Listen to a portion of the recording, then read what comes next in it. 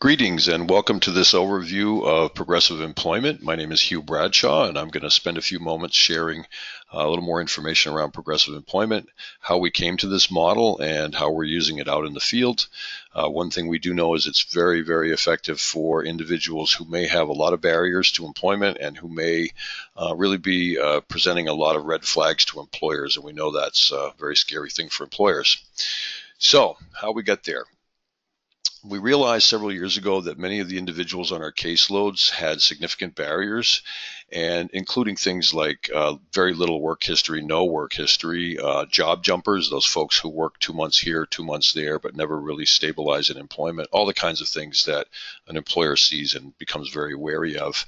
Certainly individuals with a lack of skills, those folks who are coming out of corrections. We're seeing more and more people who have some kind of corrections involvement. And again, we know that there's quite a bit of employer reluctance and fear around considering candidates with some of these challenges. They certainly see it as too risky. They're not sure if it will even work out. And indeed, in the case of many employers, when we talk about disability, they're a little bit unsure of how to accommodate workers, how to bring somebody on board who may have a disability. So that fear actually leads them to not engage with us around considering candidates. So we knew that we needed to address the fears on the part of both the business and for the individual candidate. And so we began to talk about a series of no risk, low risk options that we can be offering employers. One of the key pieces is that there is no commitment to hire, so the employer can engage in these activities and not be committed to hiring the person at the end of the experience. This is a critical piece. Many times other programs require a commitment to hire up front before they'll engage in any kind of a training activity. In our case, what we're really trying to do is get the person's foot in the door, give them an opportunity to build some skills and to show their value to the employer. And what we're finding is in many cases, even for the most difficult cases, we're able to leverage employment for that person because the employer really gets to know the person as an individual rather than a label. So one of the key elements here is that these are not long-term assessments. These are short in duration. They're very targeted. They're always geared towards some kind of realistic employment outcome.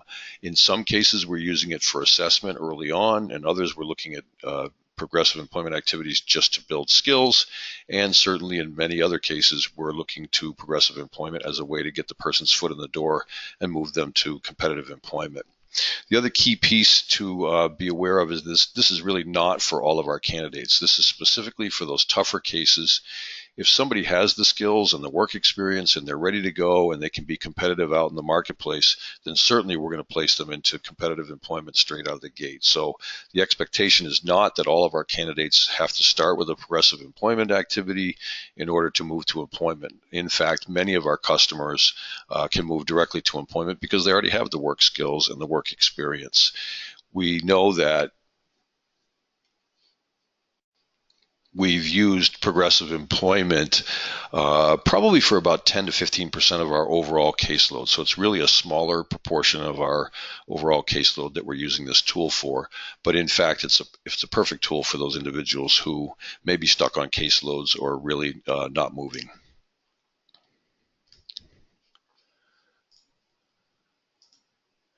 So when we talk about some of the benefits to the business community, certainly this is a unique opportunity for the business to be able to assess a person before committing to a hire. This is really the core of progressive employment, is this sort of try before you buy opportunity for businesses. We can certainly also help them lower training costs. While a person is on a work experience, they're receiving a training offset from us. They're covered through our insurances. They're not an employee, therefore not on the payroll. And so in essence, during a work experience or even a job shadow, the individual is gaining some skills at no cost to the employer, the only cost being some additional time perhaps for a supervisor or a coworker to be supporting that person and providing some training.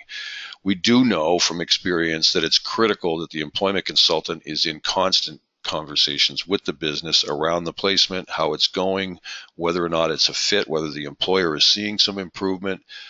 Some of the soft skill pieces that we're always looking to get information on: is the person showing up? Are they dressed appropriately? Are they interacting appropriately on the team? All those kinds of questions that an employer would certainly have about a candidate. And again, they have this opportunity to see those skills in place in the environment before they even have to make a hiring decision. The other piece is in a tighter and tighter labor market, more and more businesses are beginning to realize they have to expand their outreach and look at different pools of candidates. And certainly the candidates served by CWS fit in that category. So in essence, we're offering them a wider range of candidates through our program, and we're offering this opportunity to try them, see if they're a fit before making that hiring decision.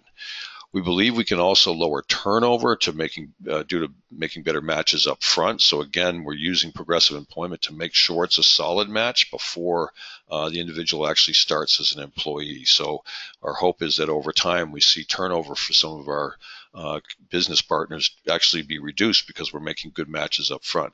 Remembering again that employers are very used to hiring folks and having it not work out. So this is actually a real value add to them when we have this opportunity to have a candidate be in the workplace and show their skills.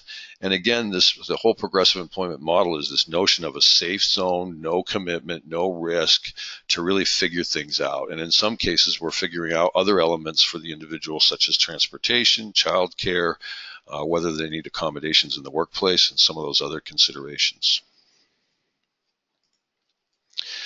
So this is very much a dual customer design. We're meeting both the business and the candidate where they're at. So we have this range of options. We've intentionally built a lot of flexibility around this program, around the duration of these experiences, what days of the week, hours per day. And we certainly are looking to help the business find solutions to their staffing needs through this model.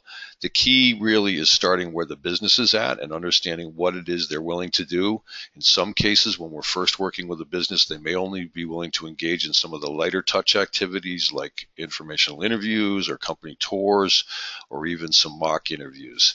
As time goes on and we develop a relationship with that business, it's hoped that we can actually engage them at higher and higher levels of engagement with us and with our candidates.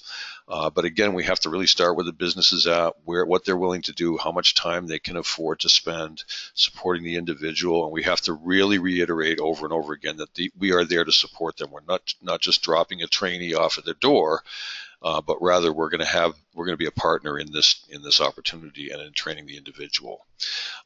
Needless to say, at the end of the day, if we don't serve the needs of the business community as our sort of end user, then we certainly won't be serving our candidates well either. So if we do this right, it benefits both our customers and the businesses. And certainly we are hearing from more and more businesses who have expressed a real interest in this and have really appreciated this as a model. So some of the things that progressive employment does, it certainly builds momentum, both on the part of the business and the individual. So as we build some successes and we begin to get some higher levels of engagement, there is certainly momentum that happens. And I think the momentum really is building because we're addressing some of those underlying fears that they may have. So the employer may have those fears that I mentioned before around performance, whether the individual can do the job, whether they'll show up on time, whether they can trust them, those kinds of questions. But then we also have many candidates who are fearful about going back to work or engaging in work. They may have low self-esteem. They may have not worked in quite some time, and they're really a little bit unsure about whether they're ready to engage in work. And in some cases, they're really at the career exploration point where they're just trying to figure out where that next step is for them, what might be a good career option for them. And again, progressive employment is a great way to introduce somebody to a variety of opportunities just so that they have the chance to experience it and see what might be the best fit for them. Certainly, we know that progressive employment increases skills and increases confidence. We've seen this over and over again where we have worked with individuals who come to us who are very shy, can't make eye contact, very reserved, a lot of anxiety. And what we do through progressive employment, and sometimes it's really just about baby steps. Maybe it's just a company tour where you're going with the individual and just taking a look at the workplace and they get a chance to get a sense of it. They don't have to talk to anybody. They don't have to interview with anybody. Again, we're talking to people about this is a very easy, light touch. Let's just try it. Let's see how it goes. What we find is once people begin to experience the workplaces that we're showing them, they begin to do some shadowing, they begin to do some work experience, we quickly see the confidence come up and we see individuals really blossom and grow. And this has happened over and over again using progressive employment. It's really been quite interesting. I also firmly believe that this removes labels. We introduce a person to the business, and the business gets to know the person as a person and as a worker. And there's a real value in that. For years, we had done disability etiquette workshops, we had done disability awareness workshops, and really no real response for the employers and no real change in their hiring practices. And so when we developed progressive employment, one of the things we felt was that this is actually the ultimate disability awareness tool. We can put a person with a disability or other barriers into a workplace, and the business gets to see that person. They understand over time how to interact with them, how to work with them, how to accommodate them, how do they fit in with other workers, all those things that they're going to work out during these experiences. But at the end of the day, this is the ultimate way to have an employer really understand what it means to hire and recruit people with barriers. And certainly once they get the hang of it, they want to do more of it, which is really great. Again, the flexibility is key here to meet those employers and candidates where they're both at. So the trick for us is to find out where that sweet spot is between what the employer is willing to do and what the candidate is interested in. So what progressive employment is a continuum of placement options geared to the skills and interests of the individual and the level of engagement negotiated with the business. Great way to evaluate work skills, to really reduce that fear, but also to identify areas that the individual may need for training or support or other accommodation needs. So even when these experiences don't work out, they certainly provide us with a lot of information that we can move forward with. It's a great way for folks to develop those interpersonal and customer service skills, those soft skills that I mentioned. And certainly when they hear from an employer that if you show up late again tomorrow, this is the end of the work experience, they really begin to pay attention to that. So there's real value in having folks experience what it's like to go to work, to be to work on time, to follow directions, all of the things that we know employers are really looking for. It's also a great way for people to explore different careers using a series of short-term placements. There's no limit on how many a person may do. And really the idea is to help a person focus in on where is that career track for them, what makes sense, what's the best fit based on their skills and their interests, and then really looking for that match out in the community and using progressive employment as a way to get their foot in the door. We certainly know this is a great way to introduce a candidate to a prospective employer. And again, for those people who otherwise would not even be on the final interview list, their resume may never even get anywhere near the top of the pile. This is really a great way to have a person introduce themselves in a low risk, no risk option for the business to introduce themselves to the individual and also for the individual to show that they're an eager and willing worker. Certainly, this is a skill building tool, as I mentioned before. The other piece that we find over and over again is for many of our customers, they may not have a real solid recent reference and work experience in the community. And we know, particularly in smaller communities, that this is really key. These businesses all talk to each other. And so a good solid reference from one employer can really make a huge difference as far as an individual's success out there applying for jobs. In fact, we've had cases where businesses have offered a work experience. They're not in a position to hire, but then they become an advocate and begin to talk to other businesses in the community about the candidate and how they might be a match for them. So we've seen this happen over and over again, where the business actually becomes a bit of a job developer and they start exploring other opportunities based on their success with the individual and the fact that they want to support that individual in finding employment.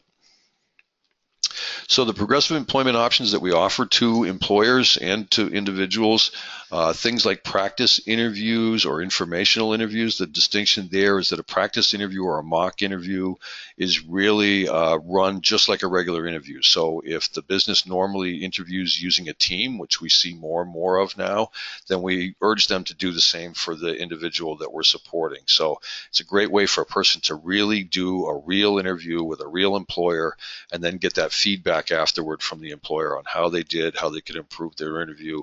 This is really tremendously helpful for a lot of our candidates. Then there's also the informational interview, which is a little different. This is where an individual can go to a business and just have the opportunity to ask questions about that business, about that industry, about that sector, about particular jobs in that business. It's a great way for a person to get an understanding of what the work looks like and what it involves, and have that information come to them directly from an employer or a hiring manager or an HR person. So that's two really different kinds of interviews, the mock interview or the practice interview, and then the informational interview. We also do company tours. This can be done for one individual or in some cases for a group of individuals where we're going into a business where we have the opportunity to see what for instance, the production floor looks like, what the pace looks like, what the environment is like, even simple things like where is the lunchroom and is there a microwave, and all those things that people really are a little bit unclear on when they're thinking about a particular business or industry. So company tours are a great way. It's a very light touch activity for people who may be very hesitant or unsure of themselves. It's a great way. We can reassure them that they're not going to have to answer any questions. They're not going to be on the spot. They're really just going to have an opportunity to observe and see what the workplace looks like and make a determination on whether or not they want to pursue something in that particular field. Job shadows are a little more directed, and in this case, the individual is actually watching the work being done. We do oftentimes ask businesses to offer several shadows of several different types of jobs for an individual. So they may spend a half a day shadowing 2 or 3 different jobs on a production line so that they get a sense of the difference in pace and the difference in the skill sets and things like that. Then we move to more of the short-term work experiences or internships. This is by far the predominance of the progressive employment that we've been doing. These are those 4 to 8 week work experiences where the individual is paid a training offset and is covered under our workers' comp and our liability insurance. And this, again, we use this for a variety of reasons. One may be early on in a case where we're trying to assess a person's skills or even their work readiness, so to speak, all the way through to leveraging directly into paid employment. And the last option is something that's called on-the-job training. And this is in the VR program. This is a reimbursement to the employer for any additional training costs that they may have to support our individuals. So a good example is we may have a person who has a learning disability. It takes them a little bit longer to read the materials or to be trained on a particular area of the work. And we realize that. We talk to the employer about additional time they may have to spend to support that person. And then we do a direct calculation of how many hours times what's the cost equals what amount. There are guidelines in the VR program with a max of about $3,000 on these reimbursements. In many cases, these reimbursements are very small, maybe $100 or $200, certainly not $3,000. That's very, very rare. So some of the key principles of progressive employment, it certainly eliminates the old construct of somebody needing to be job ready before they can be referred to employment consultants or in fact be referred as candidates to employers. So really what we're talking about now is that everyone is ready for something regardless of where they are in the process, regardless of what their work history is or what their skill level is. There's always some kind of progressive employment activity that we can engage folks in early on and get them moving and get them thinking about employment. So we can create the employment-related opportunities regardless of the readiness level. We can start these activities almost immediately, which is great, and sometimes the momentum builds very quickly, and we're not even ready for the momentum because a person gets moving quicker than we even anticipate. And then obviously progress is very much individualized, so each person may take a little bit of a different timeline to learn a job or to learn a skill, and we just build that into our model. So if we know that a person really takes a little bit longer to learn things, maybe the work experience goes 6 weeks instead of 4, those kinds of conversations we're having with the employer all the time. We certainly know that small success leads to further success. We see a lot of folks, as I mentioned earlier, coming out of their shell and really growing personally and professionally through these experiences. And we've seen people really shine, really change as far as their affect and their approach with others. And certainly we see the individual self-esteem come up as they begin to build on these successes. Progressive employment also allows us to help a person incrementally build their skills over time. And those skills may be built in a couple of different experiences. Maybe there's 2 or 3 experiences where they're learning different aspects of different jobs, but in total, they're building those skills toward being competitive in the workplace. And we certainly can build our activities with both the individual and the business really in a planful way to reduce that perceived risk. So if we think there's an area where the business may be concerned, so if we're introducing a candidate who may be coming with a correctional background. We may be talking to them about bonding once the employer decides to make that hire, or we may talk to them about working closely with P&P during the work experience so that we can figure out all of the things that P&P needs for that individual to be doing. And again, the beauty of this is we figure it all out during what I call that safe zone of progressive employment, where the business can help work with us to figure out what that looks like, figure out how to do the workarounds, and by the time they make a hire, they're no longer in a position where they have to make all those decisions or find all those resources. And then again, finally, obviously the employer gets to know the candidate as a person and as a worker, rather than a label of coming from corrections or having a disability or being a TANF participant or whatever the labels may be. This is really an opportunity to have people introduce themselves on a personal level, and that's really where magic can happen. Again, the flexibility and creativity is really based on where both the job seeker and the employer are at. In some cases, the employer may not be in a position to be hiring, and it's still fine to be doing progressive employment activities with them. We're still looking to build skills for our workers, to get that current reference, to find out where the next step is. So even though an employer may not be in a hiring mode, we can certainly still be approaching them to ask them for opportunities for our candidates. The job seeker may want to explore the company or the type of job, and they may want to do that in several different companies. And again, we can be very flexible and make that happen. And certainly employer feedback throughout this process, so whether it's from a practice interview or if it's from a job shadow or from a work experience, that employer feedback is really, really important. That's where we're going to hear from them. What does this person need to be competitive in that industry? How can we be supporting the person around training? And how do we move it forward? The more key principles, obviously, low risk. The employer is not required to hire the person, as I mentioned before, and in fact, the individual is not committing to that particular job or that particular business. So they're both in a place where they're sort of testing each other out and seeing if it's a fit. And if both come to a place where they both agree that it is a fit, that's where we begin to talk about moving to competitive employment. We certainly know one of the key underpinnings of progressive employment is that fear is a very powerful force. When you are confronting something that's an unknown or that you're not comfortable with or that you don't feel like you have enough information about, the human nature is just to back away, to stay away, and to avoid.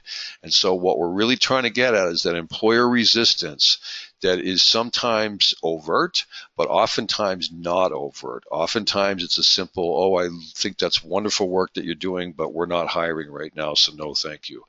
That's actually oftentimes a no, I'm afraid of this, I don't quite know what to do with it, so I'm just going to avoid it. We also run into candidate resistance, or people who don't seem to be making any progress, or who seem to be kind of stuck.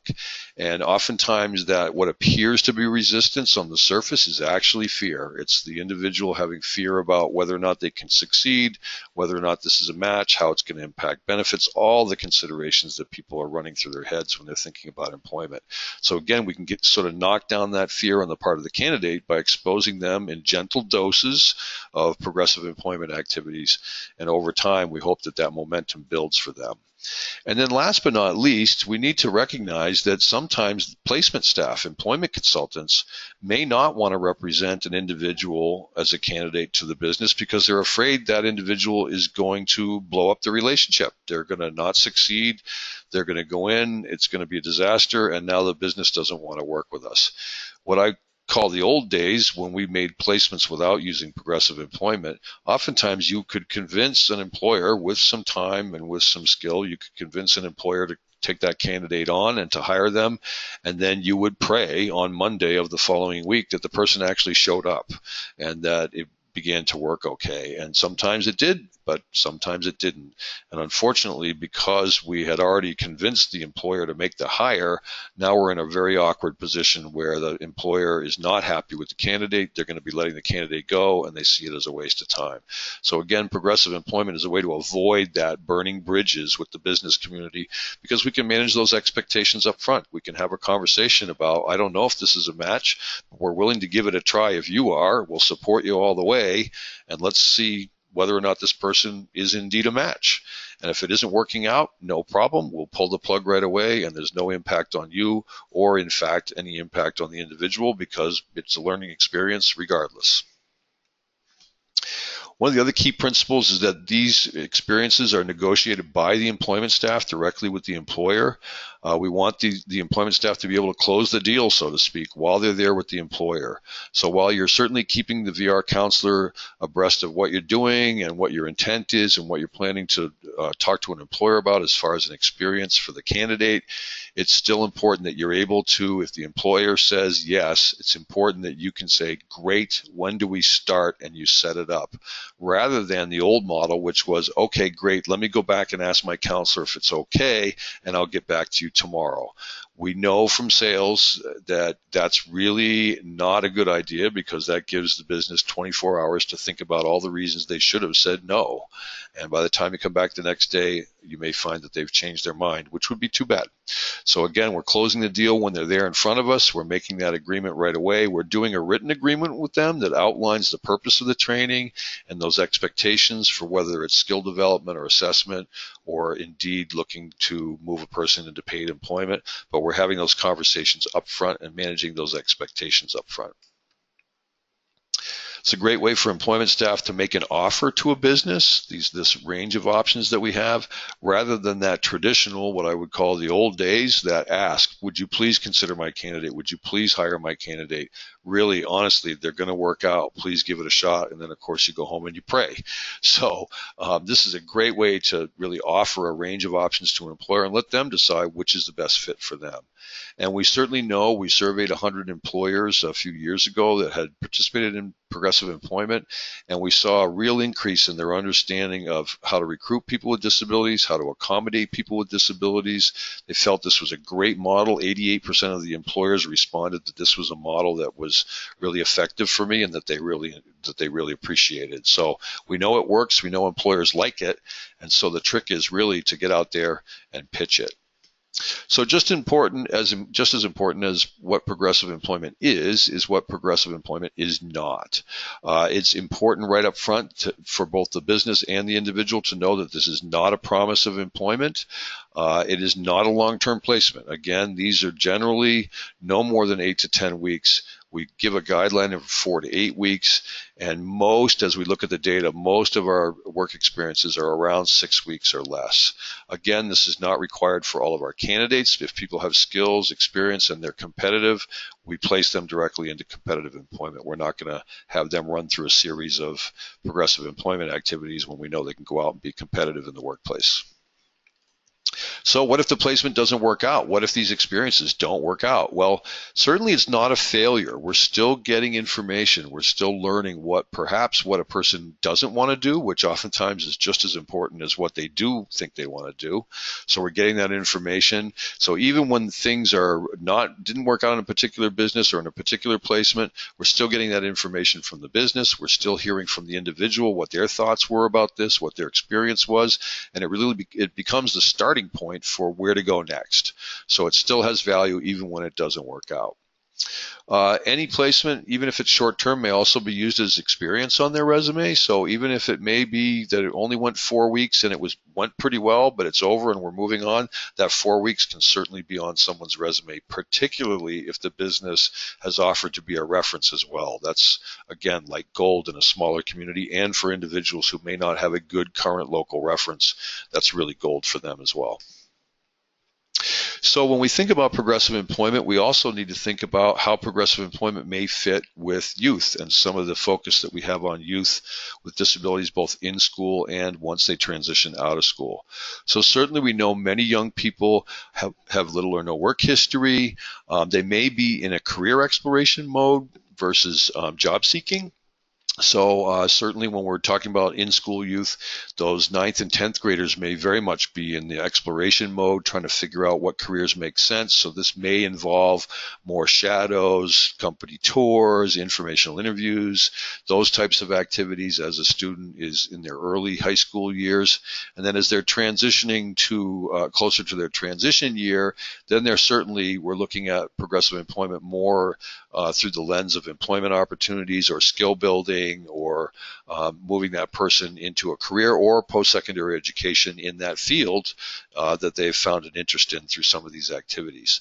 Certainly availability for youth is a little bit different than our other candidates. Oftentimes they're limited around school hours and hours of the day that they're in school. So afternoons are a possibility, weekends are a possibility, and there's certainly more and more of a focus on work-based learning opportunities for youth during the school day. So they may in fact be released from school for a few hours a day to do these kinds of activities. This is oftentimes something that we would be working directly with the school-based staff on to find out transportation, who's transporting, what insurances are covering what. These are all things that Tara's been working with the yeses and the transition counselors around. But there's certainly things that can be worked out with the schools to support these kinds of activities. Youth also have oftentimes fairly limited or rudimentary soft skills. So, using that cell phone in the middle of a work shift, not good. Showing up late in tattered clothes, not good. But they all do it, and we see it over and over again. So again, work experiences, shadows, these kinds of activities are a great way to talk to students about proper dress, proper attire, how to present to an employer, how to give a good handshake, eye contact, good questions to ask, all those things that we can be teaching young people around interacting with the business community. We do know on the good side of things, we do know that businesses tend to view working with youth in a really positive light. They tend to be a little more forgiving with some of the quirks that young people may have, or the fact that the individual may have not a lot of skills. They get that. They understand that this is really about growing talent and growing indeed their future talent. And they see young people as moldable, that they can be trained, they can be taught, and that they don't come with some of the so-called baggage that some adults may come with. So in general, businesses are very open to working with youth. Again, the key here is finding out where that sweet spot is between where the young adult is as far as their engagement and their level of interest, and also where the business is as far as their level of support and what they're willing to engage a young person in. Again, as I mentioned, younger students will mostly be engaged in the career exploration activities as they move closer to graduation. We may be looking at higher levels of engagement, and certainly progressive employment is also a great way to tee up summer employment for youth. So we can start with a work experience in the fall, or rather the spring, with an employer, get the individual to know the business to know the individual, and then have that conversation about summer employment for that young person, whether they're returning to high school the following year or they're going on to other things. That summer employment is oftentimes a really key experience for a lot of young adults. And again, we're going to try and move young people who are not going to post-secondary education. We want to move them into careers. We want to move them into good jobs and good career tracks. So again, progressive employment is a great way to offer that opportunity for young people. So certainly when we're talking about youth or young adults, there are some considerations that are very important, perhaps the most important being child labor laws. So there are restrictions on the types of work, the types of industries, the hours of the day, and the numbers of hours in a week around youth, and they're all triggered by age cohorts. So there are things that are restricted 16 and below, and then 17 and below, and 18 below. So again, this is information for the yeses and the transition counselors. They'll be getting this information through TARA and other mechanisms. But very important that we understand this, because everything that applies to child labor laws applies to work experiences. We need to make sure that our work experiences are aligned with these restrictions and these areas of concern. So we want to make sure that we're aligned with those. It's incumbent upon us to make sure that wherever we're placing a young person, that it's a safe environment, safe from predators, safe from occupational injury, all kinds of things. So we need to really understand that business. We need to know what the workplace looks like. We need to have a good understanding that this is a safe place for a young person to build skills and to have an experience.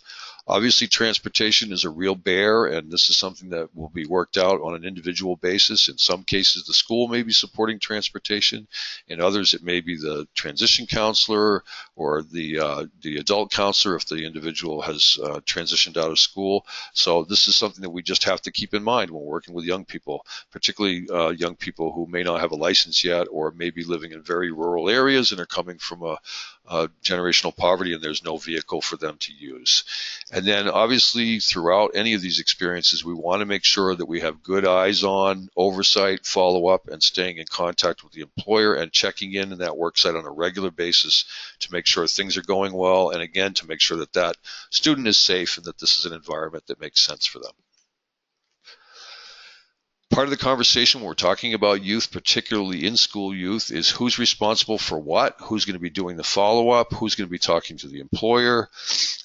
This is, something that we're going to have to negotiate this. Oftentimes, it's based on the local relationship with that school and the transition counselor. So these conversations will be ongoing, but it's important that we understand and we're very clear, in particular, very clear with the employer about what it is we're doing, who they can call if there's a challenge or there's an issue, who's in charge of what, and so there's no mistake on the part of the employer around how this is structured and how they're being supported.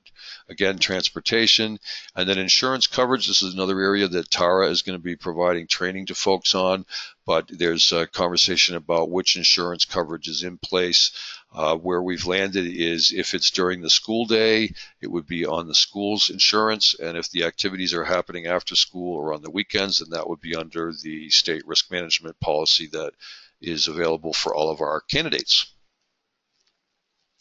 Other considerations when we're talking about working with young adults, it would be great to get, whenever we can, feedback from the business on some of those soft skills that I mentioned, their skill development, whether they're following directions, can they take directions, do they work well on a team, all those questions. We want to make sure that we're asking those questions of the employer. And certainly it's great to also ask for the participant to reflect on an experience. This is a great way for them to think about how did it go, how could it have gone better, what did I learn, what would I like to learn more about. All of those kinds of questions are really valuable at the end of an experience so that the individual can really think about what it was for them and what their reactions were to the work and where they see themselves in the future. So with that, that's the end of this progressive employment overview. Thank you for your time. There will also be another webinar on the site that will walk you through where to find all of the forms and documentations for progressive employment. That'll be a separate webinar, so just look for it on the same page where you found this one. Thanks very much and have a great day.